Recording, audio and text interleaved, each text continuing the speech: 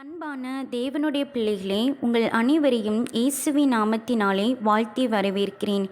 இன்றைக்கும் கர்த்தர் உங்களுக்கு கொடுக்கிற ஒரு ஆறுதலான வாக்குத்தத்தம் யோவான் 16ஆம் அதிகாரம் 20ஆம் வசனம். உங்கள் துக்கம் சந்தோஷமாக மாறும். என் அன்புக்குரியவர்களே, அநேக துக்கத்தோடு கூட கலங்கி போயிருக்கிற உங்களை பார்த்து கர்த்தர் சொல்லுகிறார், உன் துக்கம் சந்தோஷமாக மாறும் மகளே, உன் துக்கம் சந்தோஷமாக மாறும் மகனே. நீ என்னை நோக்கி கூப்பிடு, இன்றைக்கு உன் துக்கத்தை நான் சந்தோஷமாக மாற்றுவேன் என்று கர்த்தர் உங்களை பார்த்து சொல்லுகிறார். அவர் உங்கள் அருகிலே நின்று கொண்டிருக்கிறார். உங்களுடைய துக்கத்தை மாற்றுவதற்காக கர்த்தர் உங்கள் அருகிலே நின்று கொண்டிருக்கிறார். மிகவும் பிரயாசத்தோடு அவர் உங்கள் அருகிலே நின்று கொண்டிருக்கிறார். என் மகள் என்னை நோக்கி கூப்பிட மாட்டாளா? என் மகன் என்னை நோக்கி கூப்பிட மாட்டானா?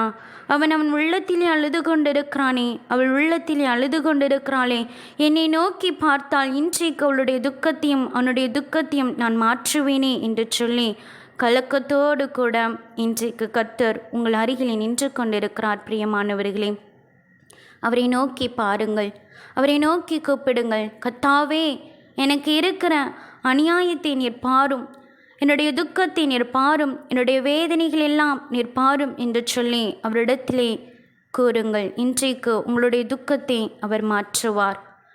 உங்களை அவர் சந்தோஷமாய் மாற்றுவார்.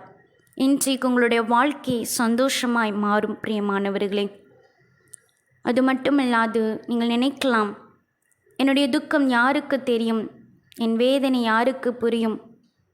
நான் துக்கத்தோடு கூட ஒவ்வொரு நாளையும் கழித்து கொண்டிருக்கிறேன். என் மனமடிவு யாருக்கு தெரியும்? நான் எவ்வளவு வேதனைப்பட்டு கொண்டிருக்கிறேன் என்பது யாருக்கு தெரியும் என்று நீங்கள் புலம்பிக் கொண்டிருக்கலாம். உங்களுடைய வேதனைகளை கர்த்தர் பார்க்கிறார். உங்களுடைய கவலைகள் எல்லாவற்றையும் அவர் பார்த்து கொண்டிருக்கிறார். உங்களுக்கு சந்தோஷத்தை கொடுப்பதற்காகவே இன்றைக்கு அவர் உங்கள் மத்தியிலே நின்று கொண்டிருக்கிறார். உங்களுடைய வீட்டிலே அவர் நின்று கொண்டிருக்கிறார். உங்களோடு கூட அவர் எப்பொழுதும் இருக்கிறார். நீங்கள் வேண்டுமானால் அவரை விட்டு விலகி இருக்கலாம், ஆனால் ஒருபோதும் அவர் உங்களை விட்டு விலகவே மாட்டார். பிரியமானவர்களே, அவர் எப்பொழுதும் உங்களோடு கூட இருந்து ஒவ்வொரு நேரமும் அவர் உங்களோடு கூட பிரயாணப்பட்டு கொண்டிருக்கிறார். என் அன்புக்குரியவர்களே, நீங்கள் நினைக்கலாம், இந்த தேவைக்காக நான் என்ன செய்ய போகிறேன் என்று எனக்கு தெரியவில்லை, அந்த தேவைக்காக நான் என்ன செய்ய போகிறேன் என்று எனக்கு தெரியவில்லையே, இவைகளெல்லாம் எனக்கு யார் சந்தித்து கொடுப்பார்கள்? என்னுடைய குடும்ப வாழ்க்கையிலும் சரி, எந்த ஒரு நிம்மதியும் சந்தோஷமும் எனக்கு இல்லை. என் கணவரால் எந்த ஒரு பிரயோஜனமும் எனக்கு இல்லை. என் குடும்பத்தை எப்படி நான் எடுத்து கட்டப்போகிறேன் என்று எனக்கு தெரியவில்லை. நான் ஒவ்வொரு நாளும் கவலைப்பட்டு என்னுடைய உடலெல்லாம் மெலிந்து போய்விட்டது.